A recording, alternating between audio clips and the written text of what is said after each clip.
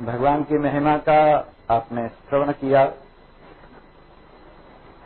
और उनको अग्नि, आदित्य, वायु, चंद्रमा इन रूपों में आपको अनुभव कराया।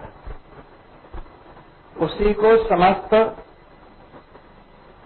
संसार की एकमात्र सामर्थ्य शक्ति बताया और उसी की व्यापकता में विराजमान इस खेल को उसी के द्वारा दैदीप्यमान बताया और साथ साथ जल और प्रजापति ये भी उसके नाम के साथ साथ उसकी महिमा के प्रकटन करने वाले कैसे हैं, कल इस बात पर बहुत अच्छा प्रकाश डाला गया।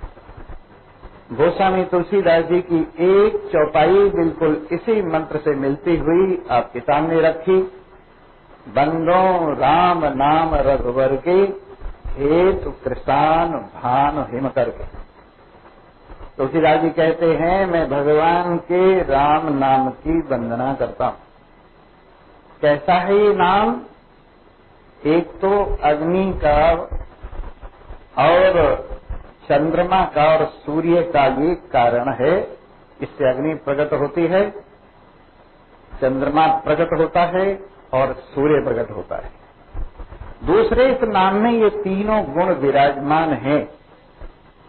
सूर्य की तरह से ये अज्ञान के अंधेरे को दूर करता है, चंद्रमा की तरह से ये तीनों प्रकार के तापों का निवारण करता है, अग्नि की तरह से भय के कंपन को, ठंडक को दूर कर देता है। इस प्रकार इस एक ही परमात्मा के माध्यम से आप अपने जीवन में उजाला महसूस कीजिए, अपने जीवन में शांति चैन महसूस कीजिए, अपने जीवन में निर्भयता महसूस कीजिए। इन तीन नामों की व्याख्या इस प्रकार की गई, चंद्रमा की, अग्नि की और सूर्य की। फिर इसके बाद वायु को बताया गया कि वायु प्राणदाता है और दो प्रकार से संसार को जीवन देता है। एक सामान्य रूप से वातावरण में विराजमान रहता हुआ, एक प्राण वायु के रूप में सबको जीवन देता हुआ। और प्राण वायु किस प्रकार से समष्टि वायु से श्वास प्रश्वास लेता है और जीवित रहता है, उसी प्रकार परमात्मा देव एक और तो सभी प्राणियों में जीव रूप से प्राण वायु के द्योतक हैं और एक सामान्य चेतन के रूप में वो सामान्य वायु के द्योतक हैं। सभी उन्हीं से जीवन ले रहे हैं और सभी का जीवन उन्हीं के आश्रित है और उन्हीं की आदान प्रदानता से ये खेल चल रहा है। और अंत में उस सामान्य वायु में जैसे प्राण वायु चला जाता है, वैसे ही इस सामान्य चेतन में चिदाभास रूप चेतन विमुक्त हो जाया करते हैं। इसी प्रकार आपके सामने शुक्र की व्याख्या की। शुक्र माने शक्ति के हैं, शुक्र माने सामर्थ्य के हैं। हम सब में परमात्मा की शक्ति है, हम सब में परमात्मा की सामर्थ्य है। और आज प्रातः काल में ही एक चर्चा थी, ये चर्चा में ये कहा गया कि ये ज्ञानेन्द्रियां, कर्मेंद्रियां सब प्राण और अंतःकरण अपने आप ही काम कर रहे हैं मेरी उपस्थिति से, मैं इसमें कुछ भी नहीं कर रहा हूं। और ये स्वाभाविक जिसका जो धर्म है उसके अनुसार चल रहा है। कान का धर्म सुनना है, त्वचा का धर्म छूना है, आंख का धर्म देखना है, रसना का धर्म रस लेना है, नासिका का धर्म सूंघना है, हाथ का धर्म लेना देना है, पैर का धर्म चलना है, वाणी का धर्म बोलना है, उपस्थ का धर्म भोगना है, बुधा का धर्म त्यागना है। ऐसे ये पांचों ज्ञानेन्द्रियों और कर्मेंद्रियों के धर्म परमात्मा की उपस्थिति से अपने आप ही संपन्न हो रहे। उसी प्रकार प्राण ऊपर के हिस्से में रहता है और भोजन पानी अंदर ले जाता है और श्वास प्रश्वास की प्रक्रिया करता है, ये प्राण का धर्म है। नीचे के हिस्से में अपान रहता है और अपान वायु को नीचे फेंकता है, मलमूत्र को नीचे ले जाता है, ये अपान का धर्म है।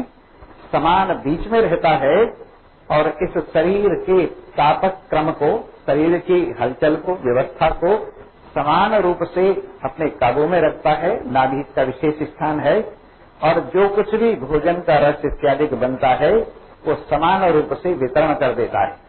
इसी प्रकार ज्ञान नस नाड़ियों में रहता है और संकुचित विकसित होकर के ये अपने रुधिर को ले जाकर के हृदय से बाहर की ओर, जो शुद्ध रुधिर है, शुद्ध खून है, और जो अशुद्ध खून है, कार्बन डाइऑक्साइड जिसमें आ गई है, उसको अंदर हृदय में ले जाता है। ये काम ज्ञान का है और इसमें वो प्रयोग करता है नस नाड़ियों का, एक शिराओं का, एक धमनियों का। धमनियों से बाहर ले जाता है, शिराओं से अंदर लाता है, ये काम ज्ञान का है। इसी प्रकार उठना, बैठना, जम्हाई लेना, हिचकी लेना, ये सब उदान का काम है। और जिस समय ये सूक्ष्म शरीर दूसरे शरीर में जाता है तो उदान ही इसको अपने ऊपर रखकर यथा वासना दूसरे शरीर में ले जाता है। इस प्रकार ये प्राण, अपान, समान, उदान और ज्ञान, ये सब प्रक्रिया कर रहे हैं हमारी केवल उपस्थिति से। वैसे ही मन मनन करता है, बुद्धि निश्चय करती है, चित्त चिंतन करता है, अहम अहम मैं हूं का भाग बनाता है। ये सब भी हमारी उपस्थिति से हो रहा है। माने हम कर नहीं रहे हैं, हमारी उपस्थिति से ये सब यंत्र अपने आप चल रहे।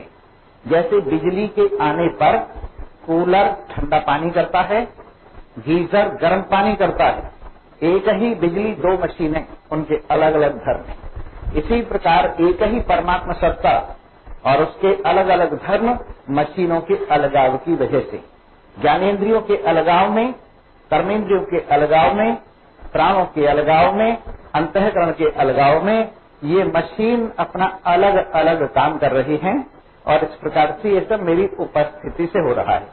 और जो कुछ डिफेक्ट वगैरह होते हैं वो मशीनरी में होते हैं, आत्मा में नहीं होते। जैसे एक आदमी का पंखा खड़खड़ा रहा था तो उसने बिजली वालों को टेलीफोन किया कि देखिए पंखा खड़खड़ा रहा है, आप आइए, आपकी बिजली खराब हो गई है। तो बिजली वाले ने देख के कहा कि ये बिजली का डिफेक्ट नहीं है, ये पंखे का डिफेक्ट है, पंखा को ठीक करवाओ, बिजली तो बिल्कुल ठीक ठाक है।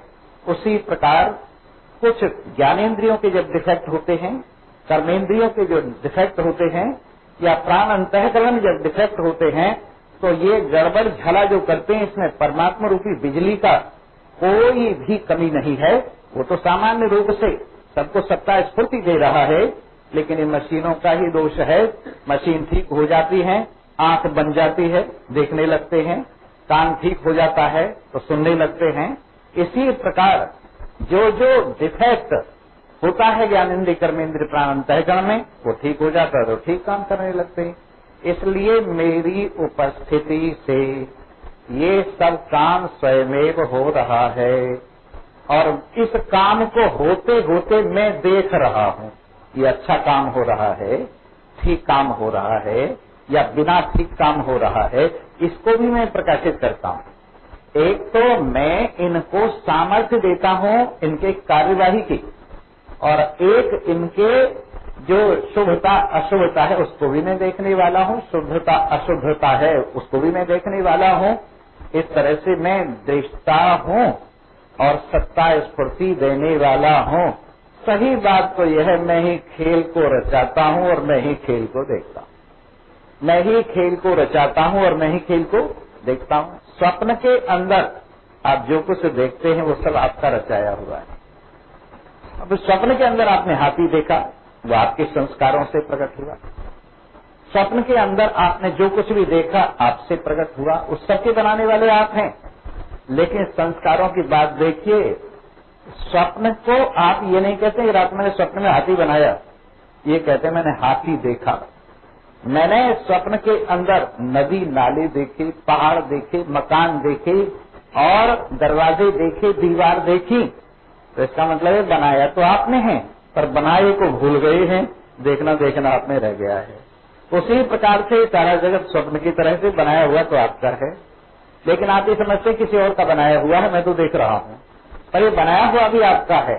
पर माया की ये विचित्रता है कि बनाए हुए को, जो आपके बनाने का धर्म है, उसे तो भूल गए हैं और केवल देखना देखना आप में रह गया। और फिर बनाया होता तो बनाने की बात होती, सब है ही ख्याली, ये सब है ही मनोराज्य मात्र, ये सब है ही माया मात्र, ये सब है ही अपनी भूल पर ऊल जलूल खड़ा हुआ संसार। इसलिए इसको आप देख रहे हैं पर असंग है। ये सारा संसार आपकी दृष्टि का पसारा है और जैसी दृष्टि है वैसी ही सृष्टि है। किसी की दृष्टि में जो है वही उसको भास रहा है, जो नहीं है उसकी दृष्टि में उसे नहीं भास रहा है।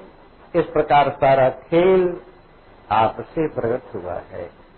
जो जानते हैं आप वो भी आपसे प्रकट हुआ है, जो नहीं जानते हैं आप वो भी आपसे प्रकट हुआ। जानना न जानना आपका धर्म नहीं है, बुद्धि का धर्म। जो बुद्धि की सीमा में आ जाता है उसे तो आप जानते, और जो बुद्धि से परे है उसे आप नहीं जानते, लेकिन रचाया हुआ दोनों आपका ही है, चाहे बुद्धि के द्वारा ये बात आपको मालूम न हो सके। आइए आज और आपकी महिमा को दर्शाते और एक विचित्र बात बताते हैं कि नीलः पतंगो हरितः लोहिताक्षः तदिदगर्भमृतवः समुद्राः। ये सब कुछ आपसे प्रकट हुआ है। ये पतंग जो उड़ता फिरता है, आपने पतंग उड़ाई है कभी? आकाश में पतंग उड़ती है, ऐसे ही एक पतंगा होता है जो दीवे के ऊपर उड़ता है, समा के ऊपर उड़ता है, पतंगा। और वैसे ये जीव भी पतंगा ही है, ये भी उड़ता फिरता, यहाँ से वहाँ, वहाँ से वहाँ।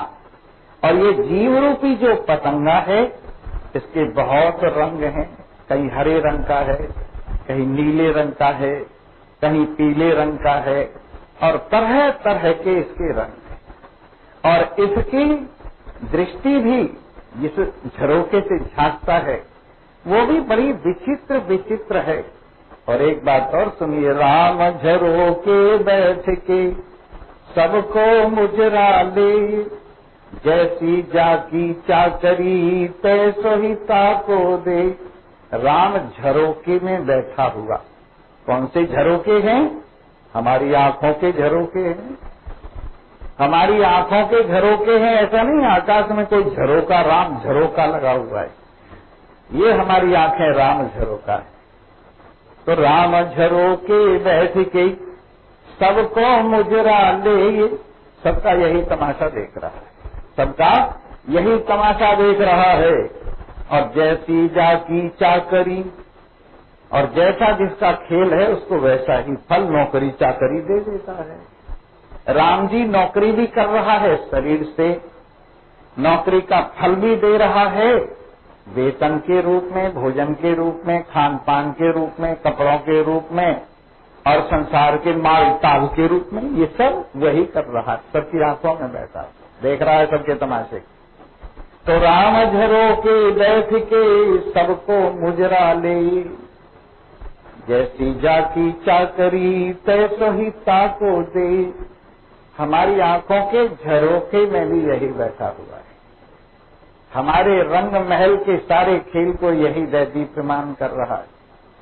हमारी बाहर की दुनिया को भी इसी की रोशनी बाहर निकल करके दैदीप्यमान कर रही है।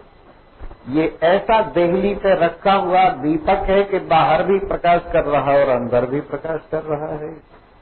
बाहर प्रकाश कर रहा है प्रमाण वृत्ति से, प्रमेय वृत्ति से और फल वृत्ति से।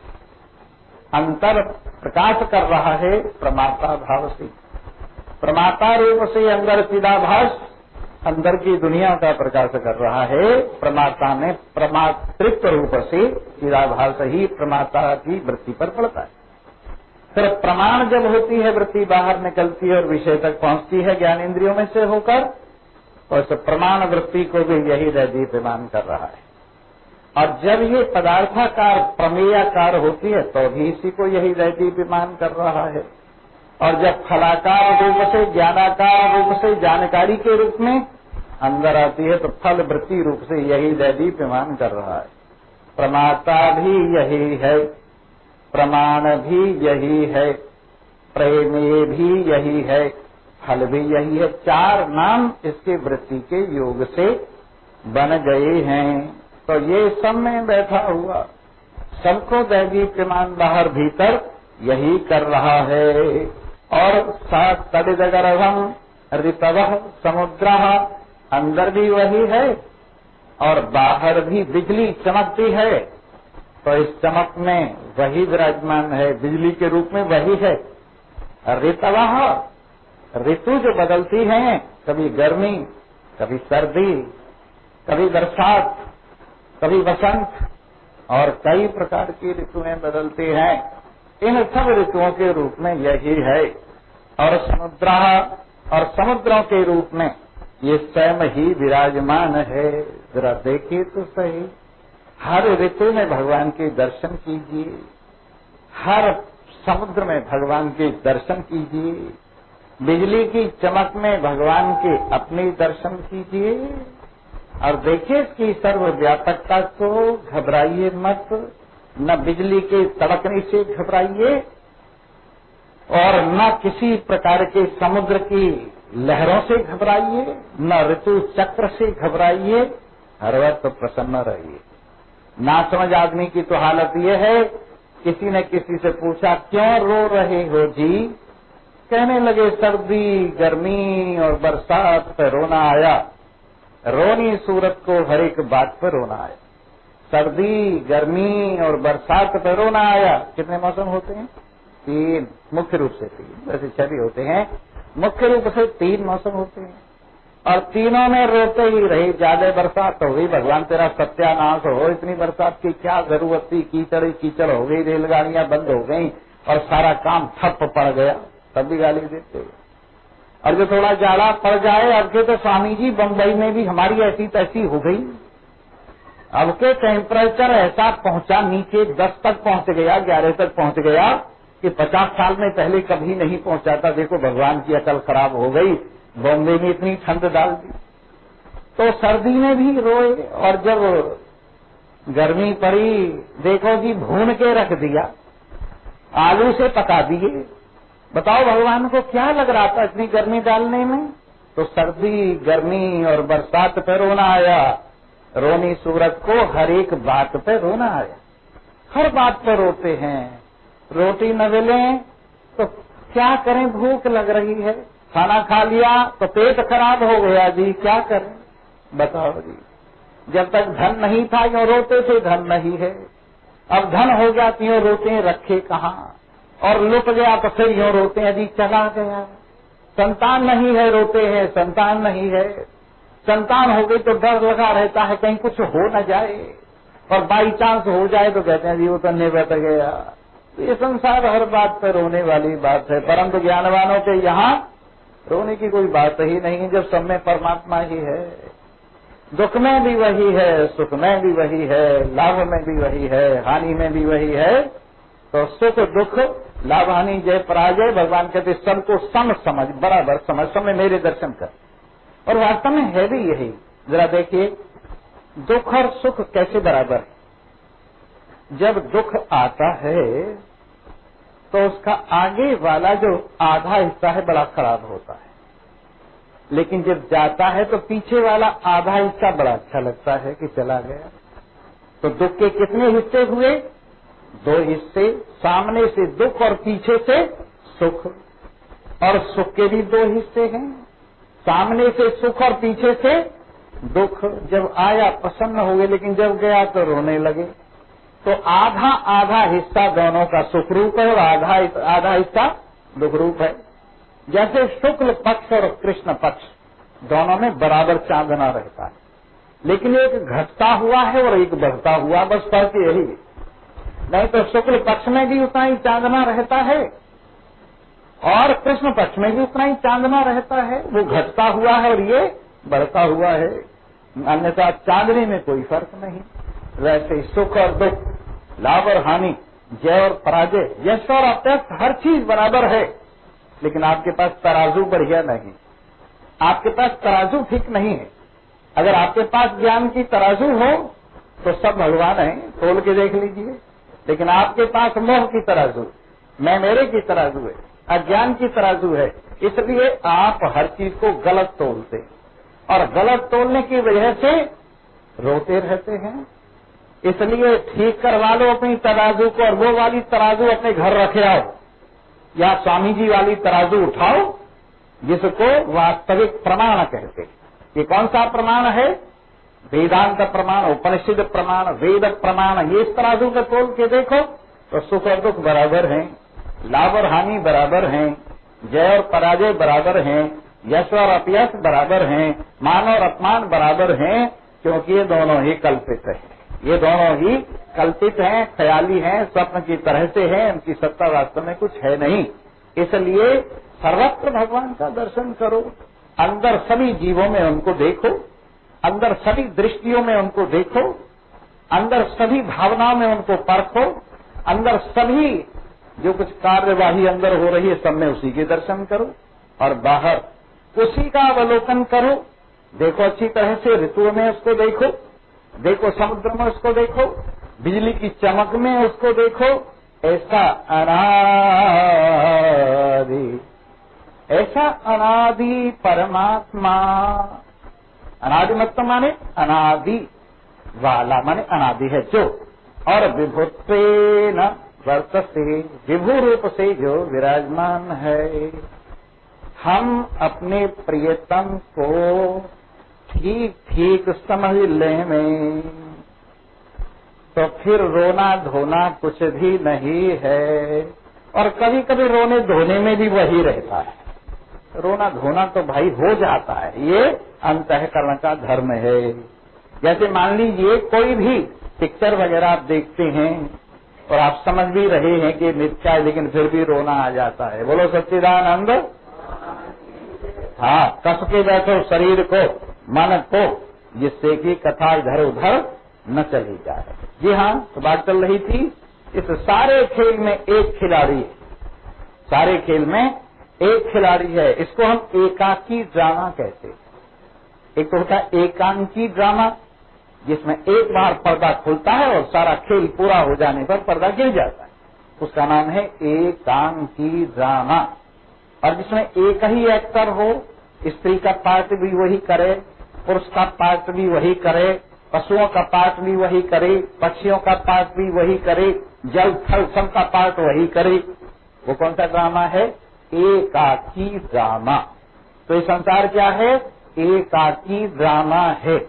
आकाश का ड्रामा भी वही कर रहा है, वायु का, अग्नि का, जल का, पृथ्वी का ड्रामा भी वही कर रहा है। अपंचीकृत भूतों से सूक्ष्म शरीर बनता है, वो भी इसी का ड्रामा है। पंचीकृत भूतों से शरीर और संसार बनता है, ये भी उसी का ड्रामा है। और जो कुछ भी बन रहा है, बिगड़ रहा है, इसमें एक ही की राम लीला है, दूसरा और कुछ भी नहीं है। लड़वाने की भी लीला उसी की। कहीं झगड़ा होता है, दोनों तरफ मिला रहता है, झगड़े में दोनों तरफ मिला रहता है। क्योंकि झगड़ा क्यों करवाता है? झगड़े में मजा आता है। झगड़ा क्यों करवाता है? झगड़े में मजा आता है, कबाड़ा साफ हो जाता है। और झगड़े के बिना पता ही नहीं लगता कि कुछ सृष्टि है। इसलिए इसमें रगड़ा भी होता है और झगड़ा भी होता है, सब कुछ होता है और सब कुछ में यही है, ये सब कुछ में विराजमान है। तो तुम झगड़े में भी इसको देखो, अशांति में भी इसको देखो, बेचैनी में भी इसको देखो, तुम्हें जो शत्रु भास रहा है उसमें भी इसी को देखो, क्योंकि इसके सिवाय दूसरा और कोई नहीं है। ऐसा ये एकाकी ड्रामा है। अकेला ही सारा खेल खेल रहा है, अकेला ही सारे खेल खेल रहा है। इसलिए जिस सिमत नजर कर देखें, इस दिलवर की फुलवारी है। जिस सिमत नजर कर देखें, इस दिलवर की फुलवारी है। कहीं सब्जी की हरियाली है, कहीं फूलों की गुल क्यारी है। और सबको देता है यही एक, इसकी ये महिमा भारी है। हर आन खुशी, हर आन हंसी, हर वक्त अमीरी है बाबा। जब आशिक मस्त फकीर हुए तब क्या दिलगिरी है बाबा। हर आन हंसी, हर आन खुशी, हर वक्त अमीरी है बाबा। जब आशिक मस्त फकीर हुए तब क्या दिलगिरी है बाबा। हम आशिक इसके हुस्न के हैं जो दिलवर सबसे आला है। उसने ही हमको दिल बख्शा और वही पालनहारा है। और दिल अपना भोला भाला है, ये इश्क बड़ा मत वाला है। इस राज को कोई क्या समझेगा, ये राज फकीरी है बाबा।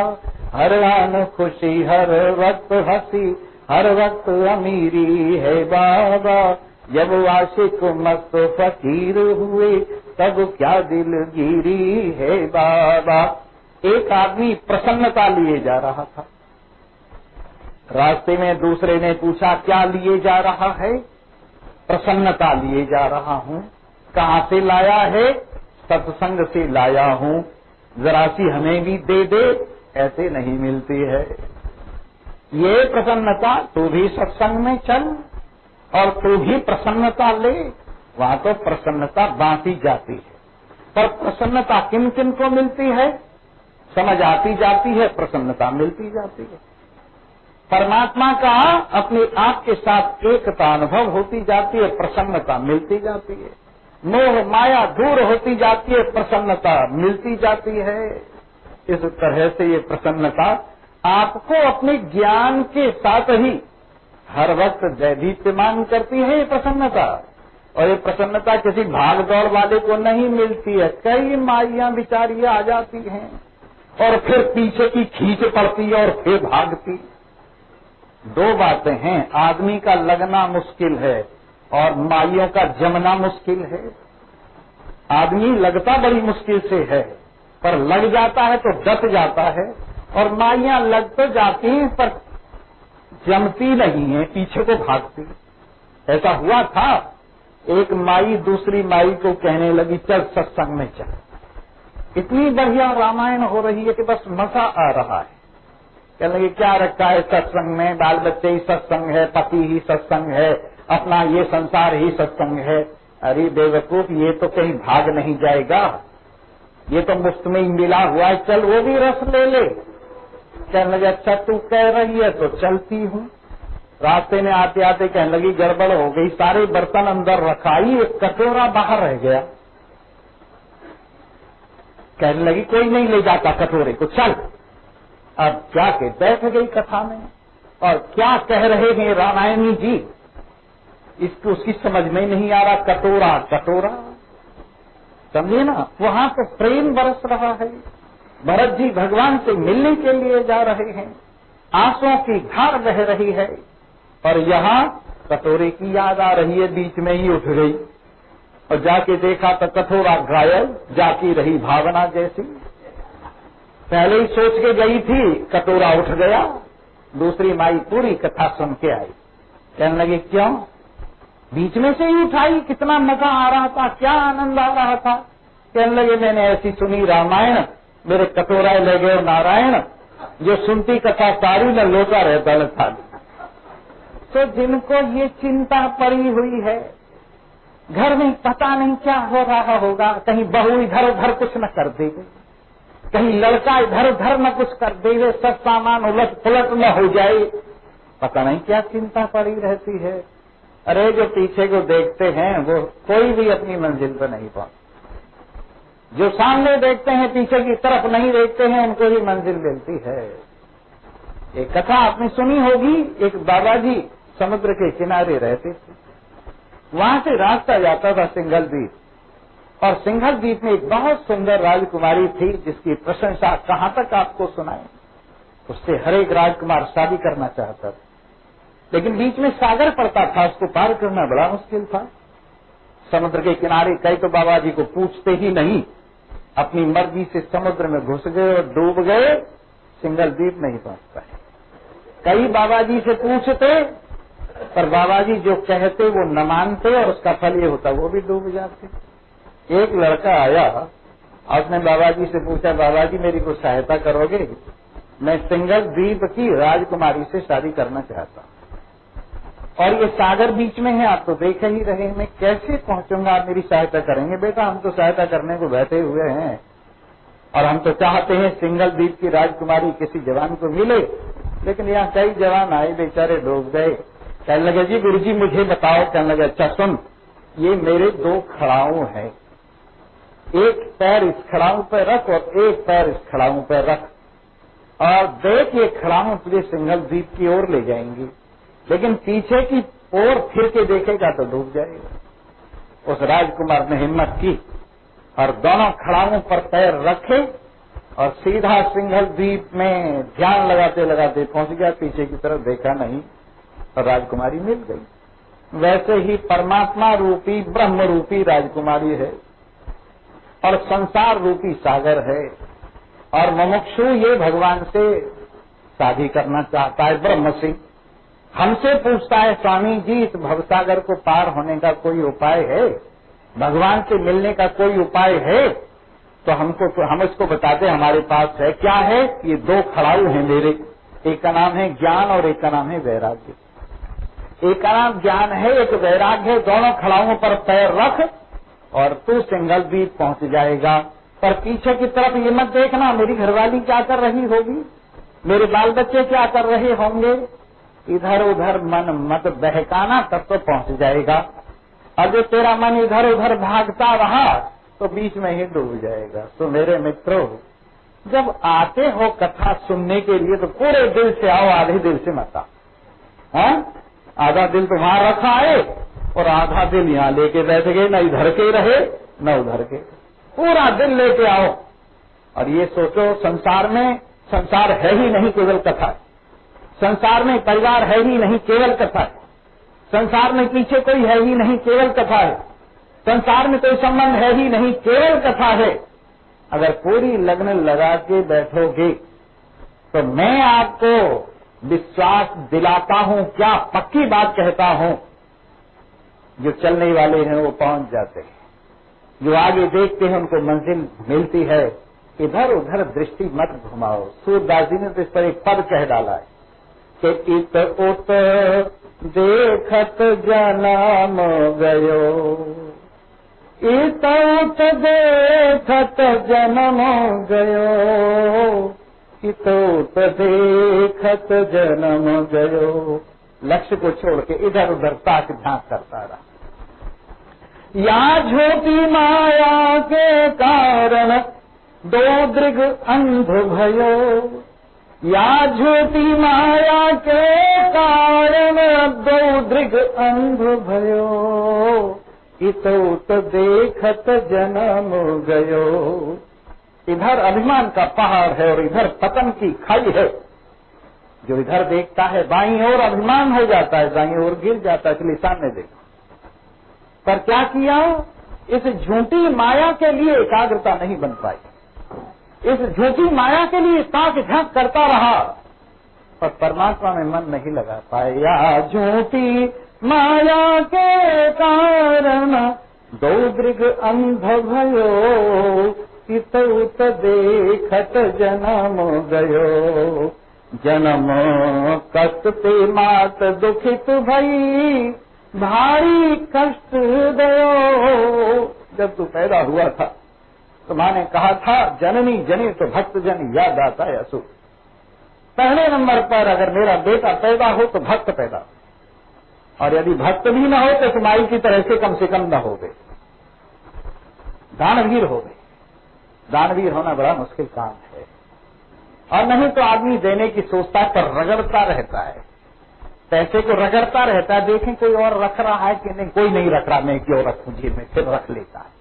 और ऐसे देते देते रुक जाता है। जैसे सीता जी की आंख में से आंसू गिरते गिरते रोक लिए उन्होंने। जब धनुष टूटने के बाद परशुराम जी आए ना तो रोने को हो गई, ये क्या हो गया, पर शुभ अवसर था, रोना खराब है, इसलिए आंख के आंसू आते आते रुक गई। ऐसे ही बेचारे कई इतने लोभी लाल होते हैं, देते देते भी अंदर डाल देते, नहीं नहीं नहीं नहीं नहीं फिर काम आएगा। तो ये ऐसे दानवीर थोड़े होते। दानवीर होते हैं। भगवान श्री कृष्ण कहने लगे कर्ण जैसा दानवीर कोई नहीं। युधिष्ठिर ने कहा मेरे अंदर क्या कमी है कि तुम सब कुछ हो पर कर्ण नहीं। कि कर्ण में क्या विशेषता है कि बताएंगे। 2-4-6 महीने बाद लगातार बरसात हुई। बरसात में सारा वातावरण वायुमंडल सारा गीला हो गया और उस वक्त भगवान श्री कृष्ण का वह एक ब्राह्मण मर गया और उसके लिए 10 मन चंदन की लकड़ियां चाहिए। उसका अंतिम क्रियाक्रम करना है तो 10 मन सूखी लकड़ियां चंदन की कहां से लाएं? युधिष्ठिर कहने लगा हाँ सोचने की बात है। वास्तव में इस वक्त तो सूखी लकड़ी कहीं मिलेगी ही नहीं। असमर्थता है प्रभु, मैं तो दे नहीं सकता। कहने लगे चलो कर्ण के पास चलते हैं, शायद बात बन जाए कि कर्ण के पास कहाँ रखा होगा सूखा चंदन। कि चलो फिर भी गए। भगवान श्री कृष्ण और युधिष्ठिर दोनों का स्वागत किया कर्ण ने। कही आइए प्रभु। कहिए कैसे हुआ है कि हमको 10 मन चंदन चाहिए, सूखा होना चाहिए, एक ब्राह्मण का संस्कार करना है। तो जितने भी पलंग थे सब रख दिए तोड़ के सामने, जितनी कुर्सियां थी सब रख दी, जितनी किवाड़ें थी सब रख दी, जितने संदूक थे सब रख दिए। कहने लगे ले जाओ 10 मन चाहिए, 20 मन चाहिए। युधिष्ठिर कहने लगा ये सब तो मेरे घर में भी था पर मेरे दिमाग में ये बात नहीं आई। क्यों? कोई कर्ण जैसा हृदय हो तो उसकी दिमाग में ये बात आती है। तो जननी जने तो भक्तजन के दाता के सूरवीर जो धर्म के लिए युद्ध करे, किसी दीन की रक्षा में काम आई। ये 3 पैदा हो तो ठीक है, नहीं तो पैदा करना बेकार ही है, व्यर्थ। संतान आबादी बढ़ाने से क्या फायदा है? इसलिए देख तूने क्या किया, मां को कष्ट दिया अपने जन्म से, लेकिन भगवान की भक्ति की ओर नहीं बढ़ा। तथा भागवत सुनी न कबहू, कथा भागवत सुनी न कबहू, यों ही भटक गयो, इतोत देखत जन्म गयो। सूरदास भगवंत भजन बिन मिथ्या ही जन्म गयो, इतोत देखत जन्म गयो। सारी जिंदगी ताक झांक करते करते बिता दी, अपनी मंजिल की ओर ध्यान नहीं दी। इसलिए अरे पूरी जिंदगी, आपकी जिंदगी भगवान के नाम कर दो, पूरी जिंदगी भगवान के नाम कर दो और भगवान के सिवाय कुछ मत देखो। भगवान का ही श्रवण करो। राम ही गाइए सुमेरिए राम ही, संतत सुनिए राम गुण ग्राम ही। राम को गाइए। और कैसे गाइए कि मम गुण गावत पुलक शरीरा, गद गद गिरा नयन बहे नीरा। मेरे गुण गाने लगे तो यूं ही नहीं कि तबला ठीक बज रहा है कि नहीं, पेटी ठीक बज रही है कि नहीं, स्वर फिट बैठा कि नहीं, राग बना के नहीं, ये चीज देखने की जरूरत नहीं, तो पीछे पीछे भागती है। लेकिन जब दिल से गाया जाता है तो मम गुण गावत पुलक शरीरा, मेरे गुण गाते गाते मेरी अनुभूति हृदय में होती है और मन के साथ मेरी उपस्थिति का तार लगता है बिजली की तार की तरह से, तो शरीर कांप उठता है। मम गुण गावत पुलक शरीरा, गद गद गिरा नयन बहरीरा। और वाणी गदगद हो जाती है, जैसे जन्म जन्मांतर के किसी गरीब आदमी को धन का भंडार मिल गया, वैसे भगवान का प्रेम मिल गया है।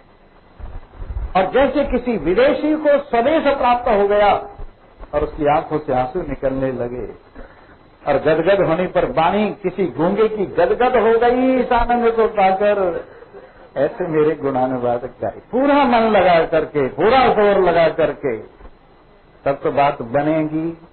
और यूं ही ठंडी आग पर मैं स्वाहा करूं, स्वाहा, और बुझी हुई आग पे कहां से उसमें से निकलेगा, वो कहना चाहिए आग तो जली नहीं रही, घी भी बेकार गया, आहुति भी बेकार गई और आग लगी नहीं, देवताओं को काम पहुंचा नहीं। वैसे ही बुझी आग की तरह से जब तुम आके बैठ जाते हो ना मेरे सामने, तो मैं कोशिश तो करता हूँ स्वाहा, पर आपकी तरफ से कोई भी भाव दिखता नहीं आता हुआ और ऐसे लगता है बेकार गया। फिर उसके बाद में दूसरी आहुति डालता हूँ स्वाहा, नींद आ गई आप तो फिर तीसरी आहुति डाली स्वाहा, निकल के चलने लगे। बताओ किस पर आहुति डालो? अगर आग जलती हुई हो तब तो आहुति डाली जाए। भगवान कहते हैं कि भाई ज्ञान आग ने दग्ध कर्माणम, अब जयसिंह की थोड़ी आग डाली जाती है, वो रोजाना जो है यूं ही। अभी आए हो ना, बहुत देर के बैठे हो। अच्छा, फिर जयसिंह, जो यहाँ जल गई जयसिंह, नहीं तो परा जयसिंह। जयसिंह रही है तो जल जाता है। जी हाँ, तो जब अग्नि जल रही हो और तब स्वाहा स्वाहा डाली जाए, मजा आता है। आपकी जिज्ञासा हो, आपकी मनुष्यता हो, आपकी चाहत हो और मैं आहुति डालूं और आप में प्रसन्नता का भाव जगे तो मुझे बड़ा मजा आता है। और 2 आहुति फालतू डाल देता। क्यों? जल रहा है, क्योंकि दिख रहा है, क्योंकि वातावरण पावन हो रहा है, क्योंकि कल्याण हो रहा है, और आहुति ज्यादा डाल देता हूँ। लेकिन जब सुनने वाले सो रहे हों और जागने वाला, कथा करने वाला सोच रहा हो क्या करूं, तो जल्दी जल्दी घड़ी देखता है कि पूरी हो गई कि नहीं। क्यों? बुझी हुई आग पर आहुति डल रही है। इसलिए यहाँ बैठो, आहुति ग्रहण करते हुए लगे कि हाँ सबको स्वाहा हो रहा है और कल्याण प्राप्त हो रहा है। इस प्रकार जब आप अपनी महिमा का अवलोकन करते हैं और अनादि अनंत असीम अखंड सर्वरूप में विराजमान इन परमात्मा को देखते हैं तो मजा आ जाता है और वो तत्व मिल जाता है जहाँ से दुनिया प्रकट हुई है। पहुँचना हमें वही है। कहाँ पहुँचना है? जहाँ से हम आए हैं, वही हमारी पहुँचने की जगह है। हम आए कहाँ से हैं? परमात्मा से। पहुँचना कहाँ है? परमात्मा में। और इसके लिए आपकी ये श्रवण मनन निधिध्यासन की यात्रा आपको अपने तक पहुँचा देती है। इन्हीं शब्दों के साथ आपको जयराम जी की और एक भजन सुनाता हूँ और भजन सुन के आप चले जाइए, प्रसन्नता पूर्वक जाइएगा। ये मत समझिए कि स्वामी जी ने हमारी जेब काट ली, ऐसा कुछ नहीं है। स्वामी जी ने वो माल दिया है जो आपको प्रसन्नता से भर देता है, इसलिए यहाँ से प्रसन्नता लेके जाइए। बोलो सच्चिदानंद। जी हाँ, नारायण नारायण।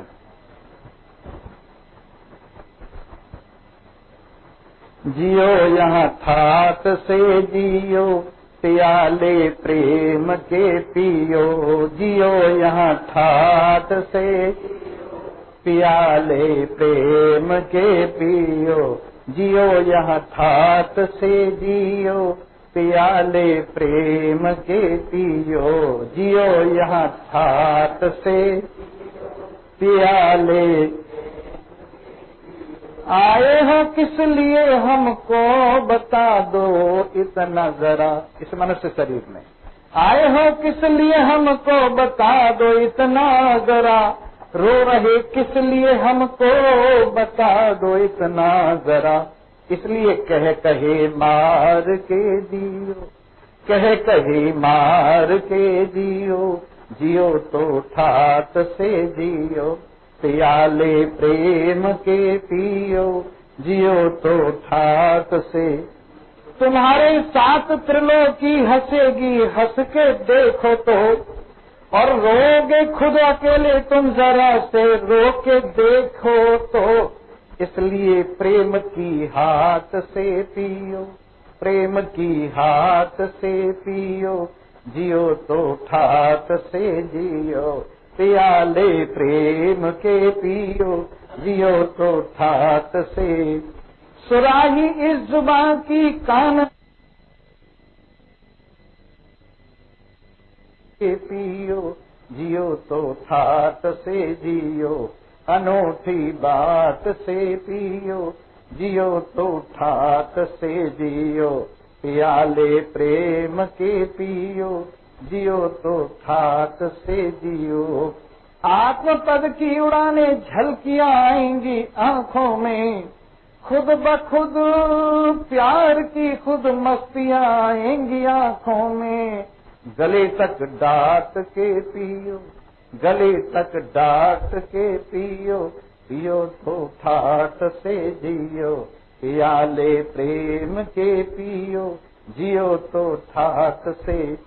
उड़ा दो माल दुनिया का, मोह मत इसका तुम करना, इसी का मोह है जिसकी वजह से है यहाँ मरना। सभी को बांट के पियो, जियो तो ठाट से जियो, सभी को बांट के पियो, जियो तो ठाट से। किस लिए शोक करते हो, किस लिए खौफ करते हो, यह मसनूई दुनिया है ख्याली, और यह उड़ जाएगी एक दिन, यह अनहुई दुनिया है। सत्य के घाट से पियो, जियो तो ठाट से जियो, पियाले प्रेम के पियो, जियो तो ठाट से जियो।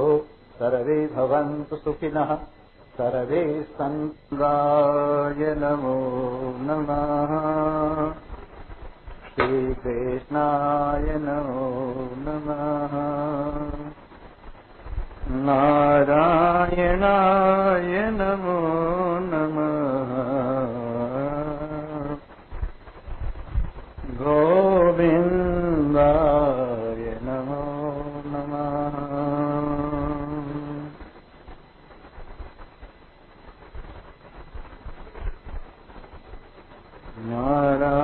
नारायणाय नमो नमः। अजामेकां लोहित शुक्ल कृष्णां, बह्वी प्रजात्रजमानां स्वरूपा, अजोहे को जुषमाणो अनुष्ठेते,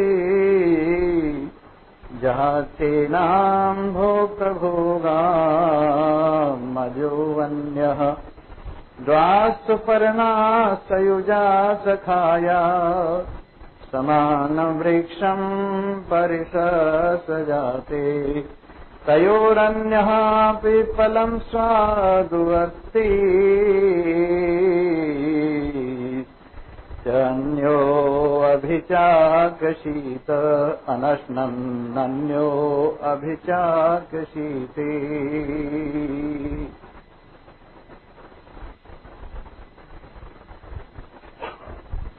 उपस्थित भाग्यवान श्रोता वृंद, भगवान की असीम कृपा से आप नित्य निरंतर निजामृत का पान करते हुए अपने आप में कृतकृत्यता महसूस कर रहे हैं। कृतकृत्यता क्या है? जो करना चाहिए उसको कर लिया जाए तो ये कृतकृत्यता है। कृत्य माने करने योग्य, और कृत कर लिया। करने योग्य कर्तव्य को कर लिया तो इसको कृतकृत्यता बोलते हैं। इसलिए आप कृतकृत्य हो रहे हैं। जो करने योग्य कर्तव्य है अपने आप की प्राप्ति, जो पाने योग्य वस्तु है अपने स्वरूप की उपलब्धि, जिसको पाकर सब कुछ पा लिया जाता है, जिससे मिलकर सब कुछ से मिल लिया जाता है, जो समस्त भेद भ्रांतियों का निवर्तक है, ऐसे निज स्वरूप परमात्मा का आप अनुभव कर रहे हैं, और वो भी अहम ब्रह्मास्मि रूप से अनुभव कर रहे हैं। परमात्मा है इतना मात्र जान लेना, ये तो केवल अज्ञान का एक भाग निवृत्त होता है।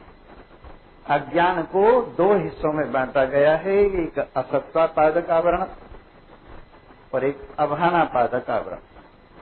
असत्वापादक आवरण वो कहलाता है जिसमें अस्तित्व का निश्चय न हो और अस्तित्व के बारे में ही शंका हो या विपर्य वृत्ति हो, तो ये जो दोष है असत्वापादक आवरण है।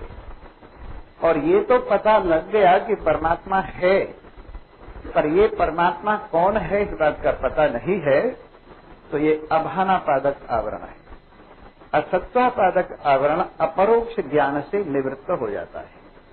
और जब आप ये सुनते हैं परमात्मा है, तो ये अज्ञान का आवरण का एक हिस्सा निवृत्त हो गया, असत्वापादक आवरण। लेकिन परमात्मा है, कौन है, हमारे साथ क्या संबंध है, इस बात का पता नहीं लगा, तो ये अभानापादक आवरण कहलाता है। और जब ये ज्ञान होता है अहम ब्रह्मास्मि, मैं ब्रह्म हूं, तो समझिए अभानापादक आवरण की निवृत्ति होकर अपरोक्ष ज्ञान की स्थिति होती है और इसमें कोई संशय नहीं रह जाता। वैसे कहीं कहीं अपरोक्ष ज्ञान को भी दो प्रकार का कहा है, एक तो अदृढ़ अपरोक्ष ज्ञान और एक दृढ़ अपरोक्ष ज्ञान। जो थोड़ा संशय से संयुक्त है वो अदृढ़ अपरोक्ष ज्ञान, लेकिन जिसमें कोई संशय नहीं है वो दृढ़ अपरोक्ष ज्ञान है। जब आप श्रवण करते हैं तो श्रवण के माध्यम से प्रमाणगत संशय, विपर्य और संभावना दोष निवृत्त हो जाते हैं और आपको पता लग जाता है कि ये प्रमाण जो उपनिषद रूप प्रमाण है, वेद रूप प्रमाण है, ये केवल एक ही पदार्थ परमात्मा का प्रकाशन करता है। उपनिषदों के माध्यम से सजातीय विजातीय स्वगत भेद रहित केवल आत्म तत्व का ही ज्ञान होता है और इसमें कोई संशय न रहना, ये समझिए प्रमाणगत संशय, विपर्य और संभावना दोष निवृत्त हो गए। प्रमाणगत संशय क्या है? दो कोटि का ज्ञान संशय कहलाता है। ऐसा है या नहीं, ऐसी दोनों भावनाएं जिसमें हों वो संशय कहलाता है। और बिल्कुल उल्टा ज्ञान विपर्य कहलाता है और बिल्कुल न होने वाली बात असंभावना दोष कहलाता है। ये तीनों प्रमाणगत संशय, विपर्य और असंभव दोष ये निवृत्त हो जाते हैं जब शास्त्र का, उपनिषद का श्रवण किया जाता है। और श्रवण भी किससे किया जाए? जो महान पुरुष जिन्होंने इस श्रुति का अच्छी प्रकार से श्रवण किया है और अपने जीवन में जिन्होंने निश्चय पूर्वक धारण किया है, ऐसे ब्रह्म श्रोत्रिय ब्रह्मनिष्ठ महान पुरुष जिन्होंने आत्म तत्व का भली भांति श्रवण किया है, वो लोग श्रोत्रिय कहलाते हैं। और जिन्होंने इस वस्तु को अपने जीवन में धारण किया है वो ब्रह्मनिष्ठ कहलाते हैं। केवल ब्रह्म श्रोत्रिय हो, ब्रह्मनिष्ठ न हो, तो उसकी बातों में यथार्थता तो हो सकती है लेकिन बल नहीं होता है। लेकिन केवल यदि ब्रह्मनिष्ठता हो, ब्रह्म श्रोत्रियता न हो, तो वहां संशय की निवृत्ति असंभव हो जाती है। इसलिए ये दोनों बातें किसी एक श्रेष्ठ आचार्य में होनी चाहिए, वेदांत के आचार्य में, कि वो ब्रह्म श्रोत्रिय भी हो और ब्रह्मनिष्ठ भी हो। ऐसा ब्रह्म श्रोत्रिय ब्रह्मनिष्ठ महान पुरुष, जब उससे आप उपनिषद श्रवण करते हैं, जो प्रमाण कहलाता है, जो आत्मा को जनाने में प्रमाण रूप है, उस प्रमाणगत संशय, विपर्य और संभावना दोष निवृत्त हो जाते हैं जब ब्रह्म श्रोत्रिय ब्रह्मनिष्ठ महान पुरुषों के चरणों में बैठकर श्रवण किया जाता है। इसके बाद प्रमेयगत संशय, विपर्य, संभावना दोष ये निवृत्त होते हैं जब मनन किया जाता है। जो आपने श्रवण किया है उसको ही एकांत में बैठकर मनन कीजिए। मनन का अर्थ ये नहीं है कि आप चाहे जो कुछ सोचते रहिए। मनन का अर्थ ये नहीं है आप चाहे जो कुछ ध्यान करते रहिए। मनन का अर्थ ये नहीं है आप जो कुछ चाहे वैसे ही मानते रहिए।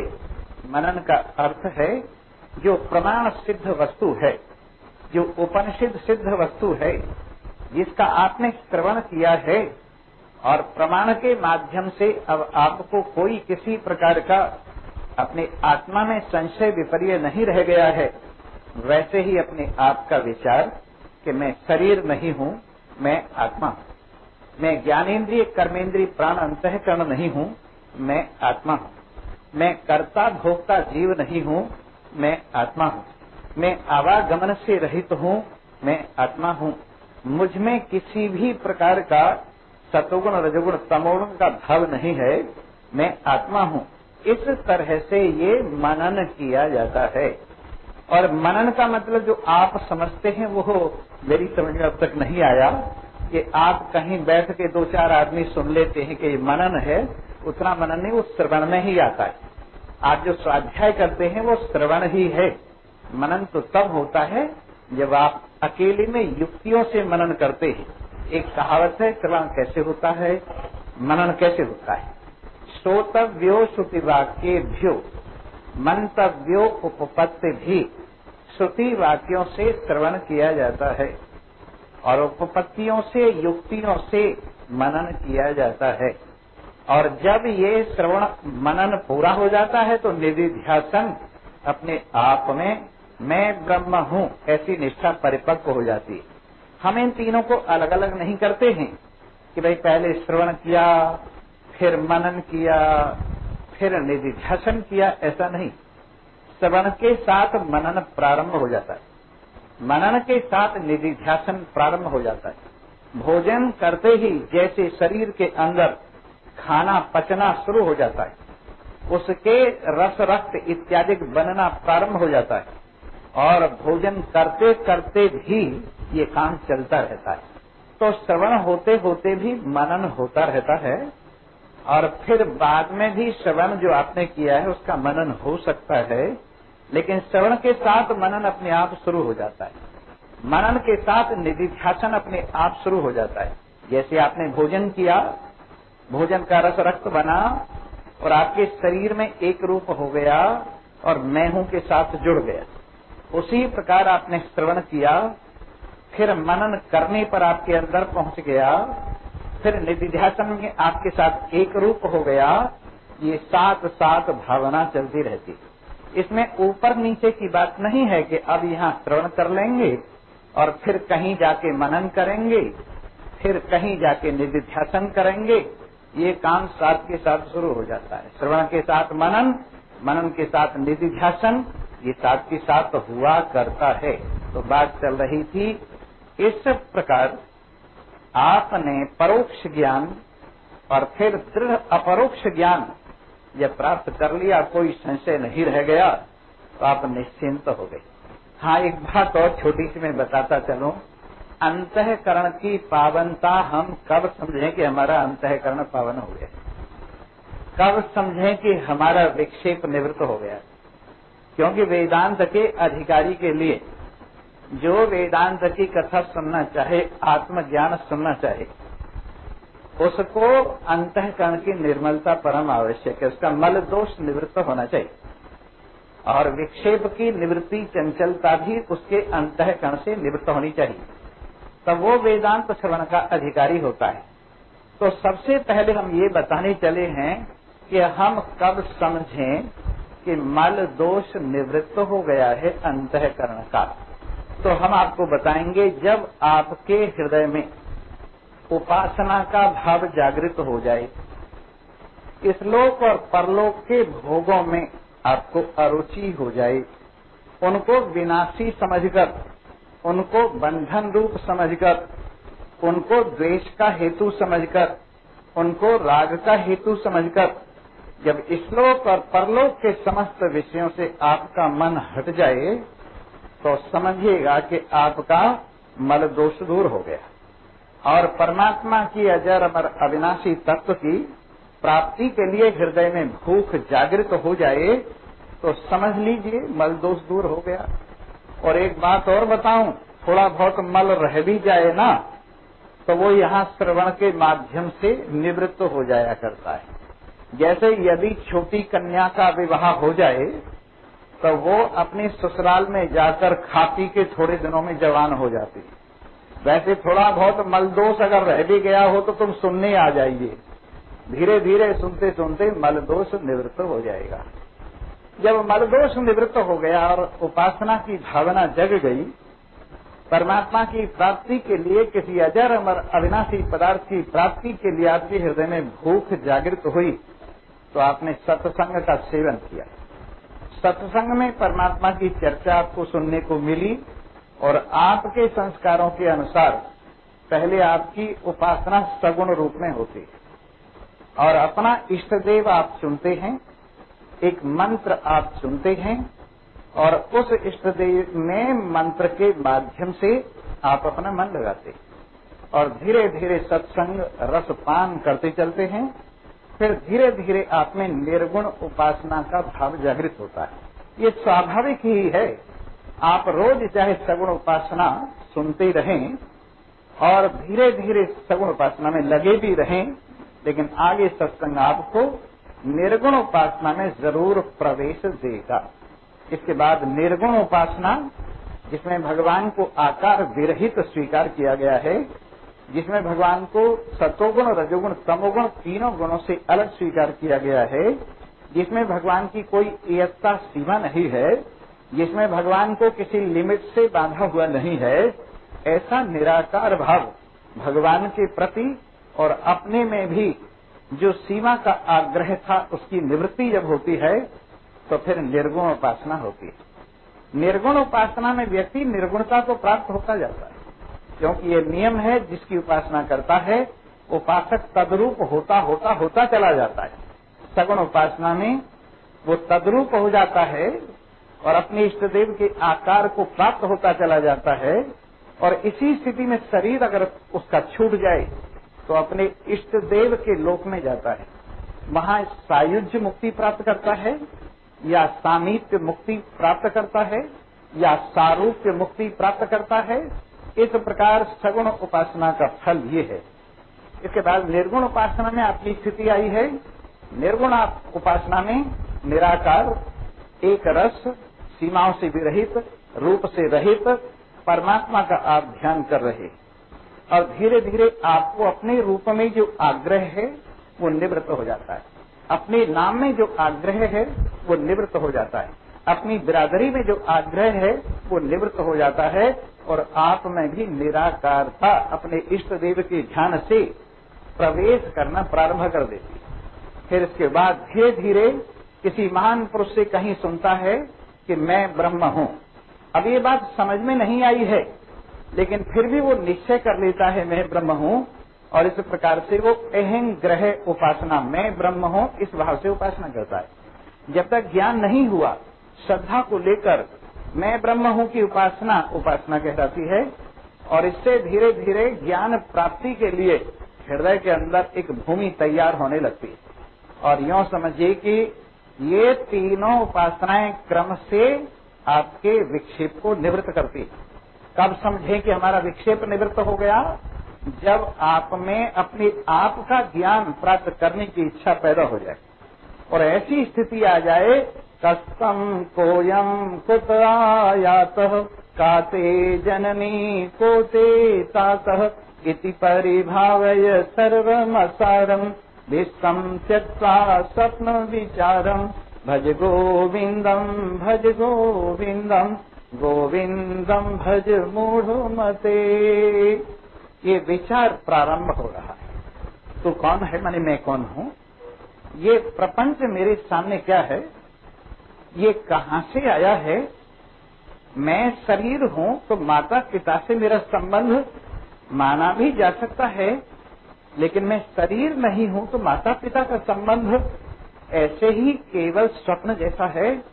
और इस प्रकार सारे प्रपंच को स्वप्न के समान ये विचार करता हुआ अपने स्वरूप के ज्ञान को प्राप्त होता है महान पुरुषों की कृपा से।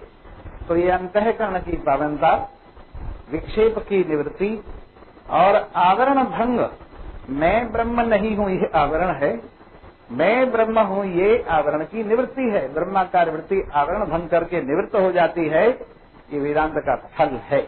इस प्रकार थोड़ी बहुत कमी आप महसूस करते हो तो कोई बात नहीं, कथा में आ जाइए।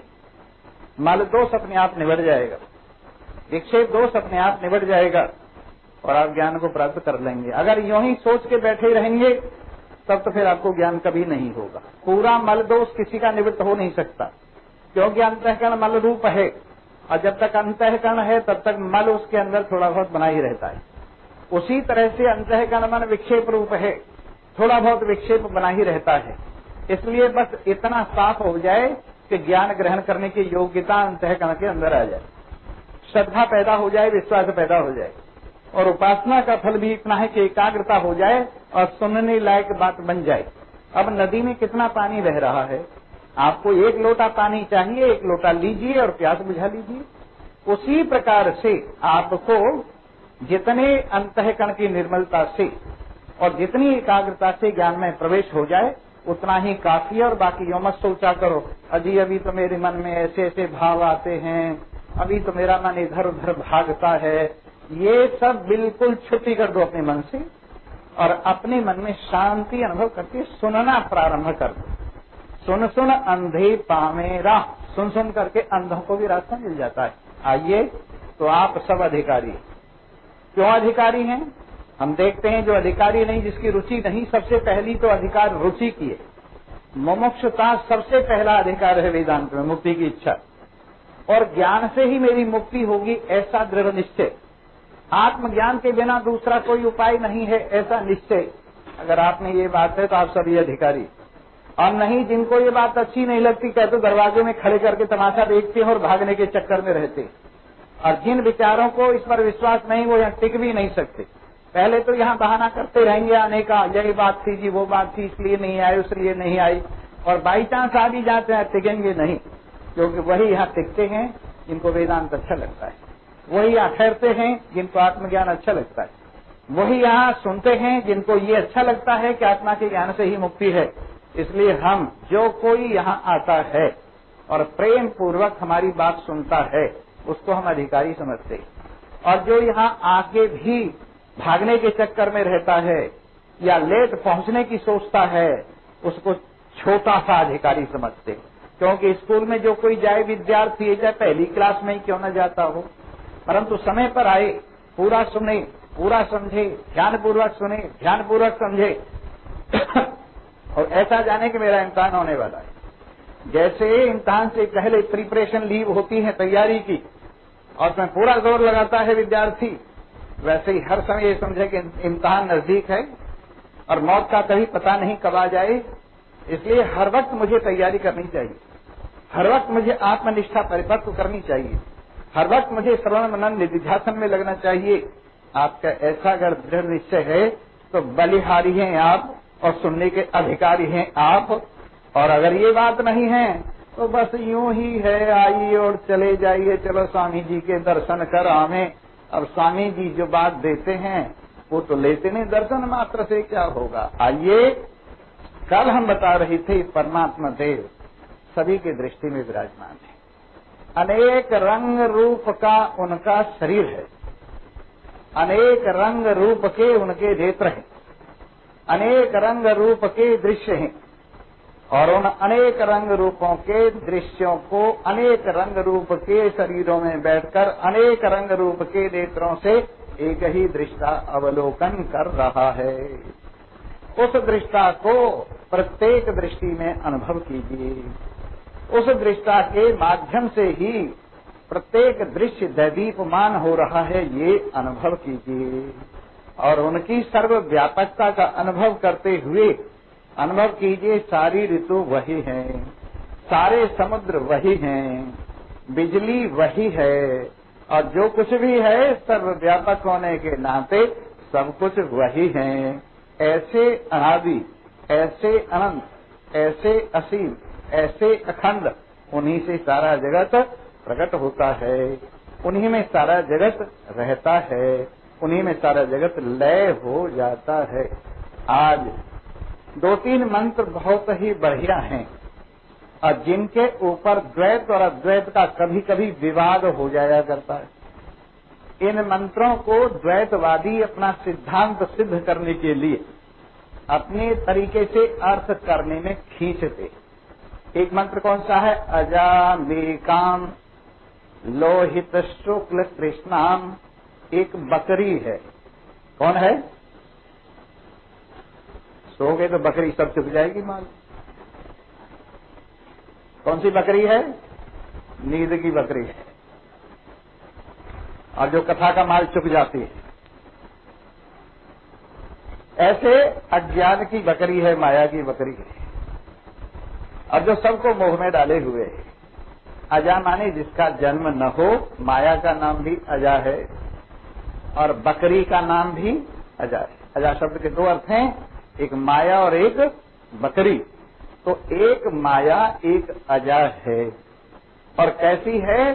3 रंग की है, लाल रंग, सफेद रंग, काला रंग। ये कौन से रंग हैं? सतोगुण सफेद रंग, रजोगुण लाल रंग है, तमोगुण काला रंग है। ये 3 रंगों वाली बकरी है, 3 गुणों वाली माया है। बभी प्रजा सृजमानाम स्वरूपा, ये बहुत सी प्रजा का सृजन करती रहती है और अपने जैसी प्रजा सृजन करती है। सतोगुण वाली प्रजा, रजोगुण वाली प्रजा, तमोगुण वाली प्रजा। इस तरह से सारी प्रजा इससे पैदा होती रहती है। किससे? माया से, अजा से, बकरी से। सब कुछ मैं हूं बोलने वाले बकरे कहां से पैदा होते हैं? माया की बकरी से। कितने तरह के हैं? सतोगुण, रजोगुण, तमोगुण वाले। तो ये माया 3 जिसके रंग हैं, लोहित, शुक्ल, कृष्ण। सतोगुण, रजोगुण, तमोगुण। इससे जो प्रजा पैदा होती है वो भी कैसी होती है? 3 तरह की होती है, सतोगुणी, रजोगुणी, तमोगुणी। सतोगुणियों में देवता लोग आते, रजोगुणियों में मनुष्य इत्यादि आते और तमोगुणियों में पशु, पक्षी, कीट, पतंग इत्यादि आते हैं। तीनों प्रकार की प्रजा इस 3 रंग वाली, 3 गुणों वाली माया से प्रकट होती है। अजो ये को जुष मानो अनुशेषे। और इस बकरी के पीछे 2 बकरे लगे हुए। इस बकरी के पीछे कितने बकरे लगे हुए हैं? 1 नहीं 2। और 2 ऐसे लगे हुए हैं जो सृष्टि पैदा होती है उसमें ये साथ देते हैं। इनमें से अज माने न जन्म लेने वाला, इसका अर्थ आत्मा भी हुआ और इसका अर्थ बकरा भी हुआ। अजो हे को जुष्मानो अनुशेत, एक बकरा माने जीव इस बकरी के पीछे माने माया के पीछे हर वक्त ऐसा लगा रहता है कि इसी के ध्यान में लगा रहता है। सोता हूँ तो भी इसी का ध्यान रहता है, जगता हूँ तो भी इसी का ध्यान रहता है, बात करता हूँ तो भी इसी का ध्यान रहता है, भोगता हूँ तो भी इसी का ध्यान रहता है। एक बकरा माने एक नासमझ, एक जीव इस बकरी के पीछे ऐसा पागल है, इसी का श्रवण मनन निधिध्यासन करता रहता है।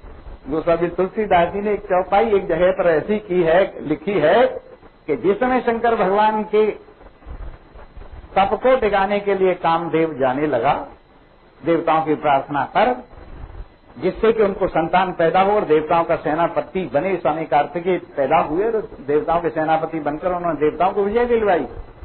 इसके लिए शंकर भगवान के मन में काम पैदा करने के लिए सती तो भस्म हो चुकी थी, आगे कोई स्त्री थी नहीं, तो अब संतान कैसे हो? काम पैदा हो, फिर ब्याह करें और फिर संतान हो। तो जब कामदेव दुनिया में से जाते जाते शंकर भगवान के हिमालय की ओर जाने लगे तो उस समय दुनिया का बुरा हाल हो गया। चलते चलते बता गया कामदेव मैं क्या हूँ। और यहाँ तक तुलसीदास जी ने कहा ते नार में देखें जगत जी ब्रह्म में देखत रहे। ऐसी मति खराब हुई कामदेव के आने पर, जो सर्वम खलुदम ब्रह्म कहते थे वो क्या कह रहे हैं कि सब कुछ नारी ही नारी है, नारी के सिवा सब नारी है। ऐसी स्थिति हो गई कि बस पूछे मत कामदेव की स्थिति जब आई। तो वैसे ही जो माया के पीछे एक बकरा लगा हुआ है वो हर वक्त इसी का चिंतन करता है, माया का। धन के रूप में इसका चिंतन करता है, संतान के रूप में इसका चिंतन करता है, स्त्री के रूप में या पुरुष के रूप में इसका चिंतन करता है और दुनिया भर के रूप में इसी का चिंतन करता है और लगा हुआ है इसी के पीछे। और दूसरा, जहाँ तेनाम इसको छोड़ देता है। और कैसे छोड़ देता है? भुक्त भोगाम अजो अन्य। दूसरा बकरा, दूसरा जीव, दूसरा समझदार प्राणी या परमात्मा इसको छोड़ देता है। जैसे भोगी हुई कोई भी चीज हो, जैसे खाना खाने के बाद बचा तो फेंक दिया जाता है, कपड़ा पहनने के बाद पुराना हो गया तो फेंक दिया जाता है, कि जैसे भोगने के बाद कोई भी चीज होती है और उसको फेंक दिया जाता है, उसी प्रकार से एक इस माया के पीछे पागल नहीं है और भोगी हुई वस्तु को जैसे फेंक दिया जाता है, छोड़ दिया जाता है, वैसे इसने माया को छोड़ा हुआ है। और कमाल ये, जो माया को भोग रहा है वो कमजोर है और जो माया को छोड़ देता है वो ताकतवर है। बताइए, आप ताकतवर होने पर चाहते हैं कि कमजोर होना चाहते? खाना खाइए, आपका ख्याल है ताकतवर हो जाएंगे? नहीं, कमजोर हो जाएंगे। खूब अच्छी तरह से भोग भोगिए, आप समझते हैं ताकतवर हो जाएंगे? कमजोर हो जाएंगे। लेकिन मन से इन चीजों का ध्यान हटाकर अपना परमात्मा का ध्यान कीजिए, तगड़े हो जाएंगे। वो लोग तगड़े हैं जिनमें त्याग है, उन लोगों में शांति है जिनमें त्याग है, उन लोगों में सुख है जिनमें त्याग है, और उन लोगों के अंदर दुख है जिनमें राग है। हर चीज मेरी हो जाए, हर चीज मेरी हो जाए, जिसको देखो बस महादेव की चिपक की तरह से चिपक जाओ, ये चीज मेरी हो जाए। और इसका फल क्या है?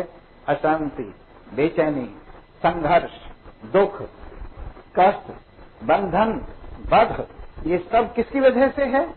इस माया के पीछे भागते रहने की वजह से। इसलिए अगर आप शांति चाहते हैं, चैन चाहते हैं, द्वैतवादी इसका अर्थ ये करते हैं कि ईश्वर तो वो है जो माया को स्वीकार नहीं करता है और जीव वो है जो माया को स्वीकार करता है। लेकिन वेदांत में इसका अर्थ ये है, ज्ञानी लोग हैं वो जो माया को भोग कर छोड़ा है ना, उन्होंने समझ कर। परमात्मा ने तो भोगा ही नहीं है। भोग तो भोगान का तात्पर्य भोग कर छोड़ देने वाले। तो देख कर समझ कर किन्होंने संसार को छोड़ा है? ज्ञानियों ने छोड़ा है।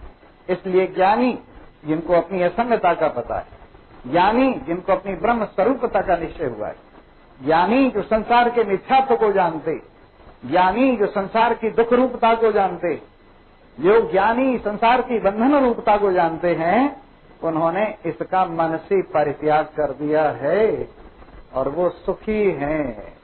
और जो इसके पीछे भाग रहे हैं वो दुखी हैं। देख लो, भगवान कहते हैं भाई छोड़ने में शांति है, त्यागा शांति अनंतरम। ज्यों ज्यों मन से छोड़ते जाओगे, ज्यों ज्यों मन से चाहत निकलती जाएगी, ज्यों ज्यों इच्छा निवृत्त होती जाएगी, ज्यों ज्यों अपने में परिपूर्णता अनुभव होती जाएगी, त्यों त्यों शांति मिल जाएगी। संसार ऐसे नहीं छूटता है। कई बार गुस्सा आता है और आदमी छोड़ देता है, फिर पकड़ लेता है। ये जब तक आत्मज्ञान नहीं होता सच्चे मायनों में छूटती नहीं है। आत्मज्ञान होने पर, अपनी परिपूर्णता अनुभव करने पर, अपनी आनंद स्वरूपता अनुभव कर लेने पर, अपनी संपूर्णता अनुभव कर लेने पर, ये हाथ में भी सामान रखा रहता है लेकिन फिर भी इसमें राग नहीं होता। जिस तरह से किसी के हाथ में घाव नहीं है, उसके हाथ पे विष रख दो, उससे उसको कोई फर्क पड़ने वाला नहीं। और जिसके हाथ पे घाव है, विष मत रखो, हवा में से भी विष आके सेप्टिक हो जाएगा। इसलिए आपके हृदय में लालच का घाव नहीं होना चाहिए, आपके हृदय में इच्छा का घाव नहीं होना चाहिए, आपके हृदय में मोह माया का घाव नहीं होना चाहिए। तो संसार आपके हाथ में रहते हुए भी नहीं बांधेगा। लेकिन ना समझ लोगों के मन में संसार रहता है और वो त्याग कर भाग भी जाते हैं, तो गुफाओं में भी संसार की सोचते सोचते वहीं बंध जाते। इसलिए मेरे मित्रों, जो समझ गए हैं वो इसको भुक्त भोगाम, भोगी हुई वस्तु की तरह से परित्याग कर देते हैं और अपने आप में ऐसे मस्त हो जाते हैं, कुछ लेना न देना, मगन रहना, कुछ लेना न देना, मगन रहना, कुछ लेना न। आप में से एक भी नहीं बोल रहा। क्यों? कि आपको कुछ न कुछ लेना देना है और टांग उलझाए बिना आपको मजा नहीं आता। आपको आदत है चलती गाड़ी में टांग उलझा देने और टांग कट जाए तो फिर रोने लगे। किसने कहा टांग उलझाओ? गाड़ी को चलने दो, टांग मत उलझाओ। अगर बहू सास खैर चाहती है तो बहू की गाड़ी में टांग न उलझाई। बाप अगर खैर चाहता है तो जवान बेटे की चलती गाड़ी में टांग न उलझाई। और जो कोई भला चाहता है उसके लिए बहुत सुंदर बात कही है। चाणक्य ने एक श्लोक कहा है, कुलस्यार्थे त्यजेदेकम् ग्रामार्थे कुलम त्यजेत जनपदार्थे त्यजेत ग्रामम आत्मार्थे सर्वम त्यजेत। जो कुल की भलाई चाहे, खानदान की भलाई चाहे, अपने वंश की भलाई चाहे, उसको एक का मोह छोड़ देना चाहिए। जैसे 10 आदमी आपके कुटुंब में हैं, अगर आप एक का मोह ज्यादा करते हैं तो बाकी 9 का भला नहीं कर सकते। इसलिए 10 की भलाई अगर चाहते हैं तो एक का मोह छोड़ दो। कुलस्यार्थे त्यजेदेकम् ग्रामार्थे कुलम त्यजेत। गांव की भलाई चाहते हो और तुम्हें गांव का प्रधान बना दिया गया तो अपने कुटुंब के कुल की भलाई की बात छोड़ दो। अगर अपने खानदान कुल की तरफ देखोगे तो बाकी गांव का भला नहीं कर सकते। इसलिए ग्रामार्थे कुलम त्यजेत जनपदार्थे त्यजेत ग्रामम।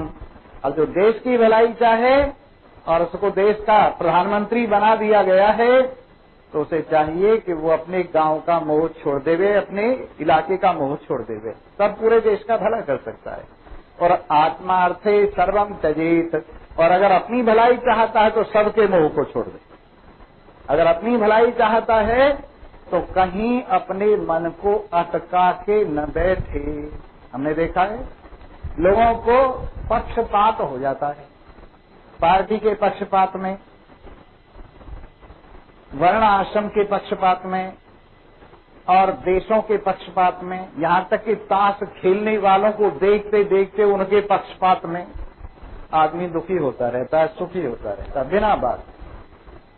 देशभक्तों को मैंने देखा है, पार्क में 4 बुढ़े मिल जाएंगे और अखबार की बातों पर चर्चा करके और घर वापस आके बैठ जाएंगे। भला कौन सी देश का भलाई कर दी उन्होंने, सिवाय गप्पे मारने के। उसने ये किया, उसने वो किया, उसे ये नहीं करना चाहिए, उसे वो करना नहीं चाहिए। वो वहां सुन भी नहीं रहा जिसकी चर्चा कर रहे हैं, पर लगे पड़े। इसलिए लोगों की आदत है कि वो अपने में प्रसन्न रहना नहीं जानते, वो अपने आप का आनंद लेना नहीं जानते, उनको टांग अड़ाने की आदत है।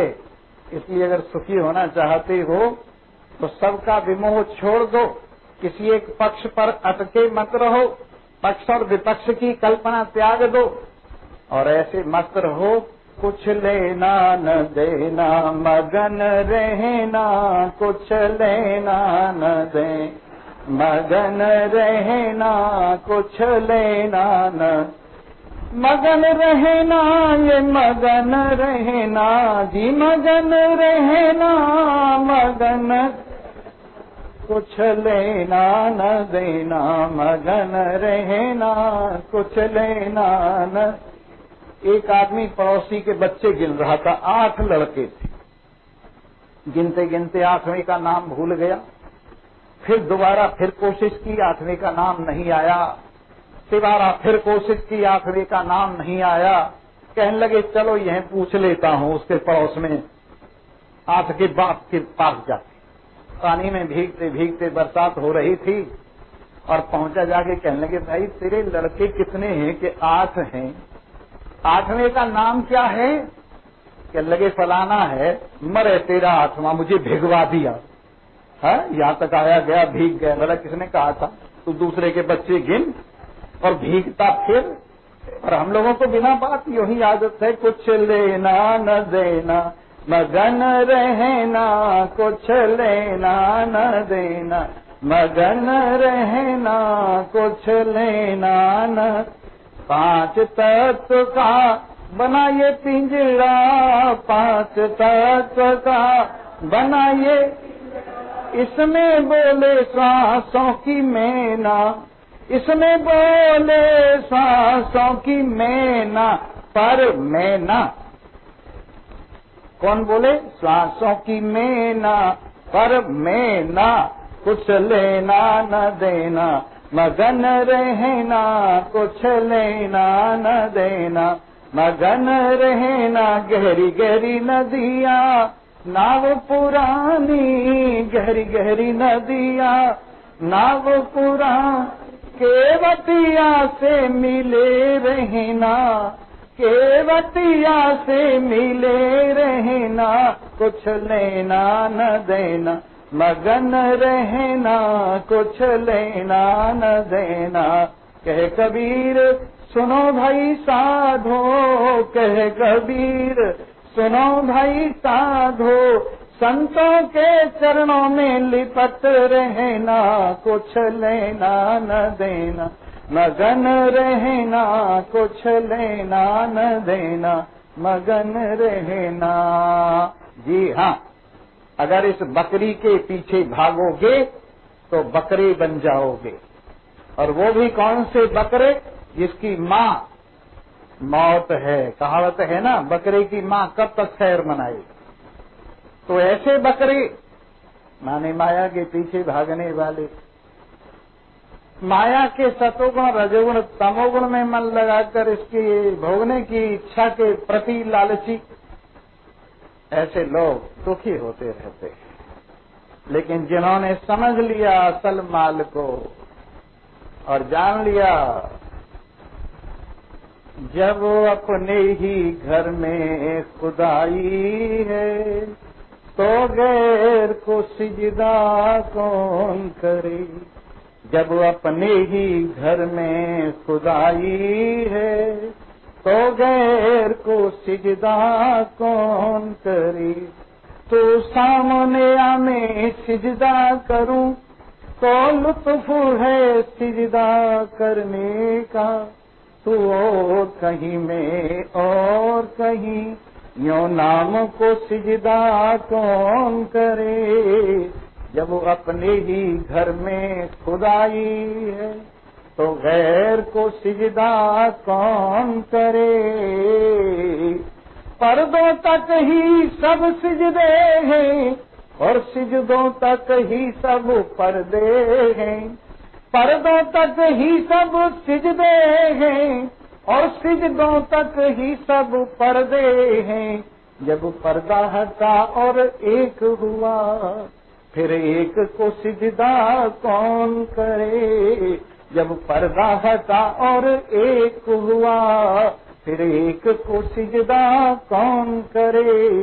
तू बर्फ गिरा में जल जाऊं, तेरा ही हूँ तुझ में मिल जाऊं। मैं गुनाह करूं तो माफ करे, मैं पाप करूं तो माफ करे। ये रोज तकाजा कौन करे। जब अपने ही घर में खुदाई है तो गैर को सिजदा कौन करे। इसलिए हे राजाओं के राजा, सम्राटों के सम्राट, सजातीय विजातीय स्वगत भेद रहित आनंद स्वरूप नारायण अपनी महिमा में अपने आप को स्थिर कर। और क्यों बेकार इस प्रपंच जो केवल स्वप्न की तरह से है। अरे ये मिल भी गया तो कौन सा कोई छोड़ेगा अपने पास। भगवान शंकर, पार्वती कहने लगी अजी सब दुनिया के इतने अच्छे अच्छे घर हैं, अपने लिए भी कोई घर बढ़िया सा बनवा दो ना।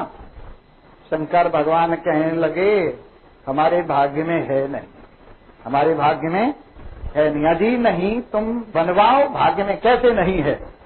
बोले ठीक है। गणों को कहा भाई ले आओ सामान, बना दो घर। गणों ने सोना चांदी हीरा मोती जवाहरात दुनिया भर का इकट्ठा किया और श्री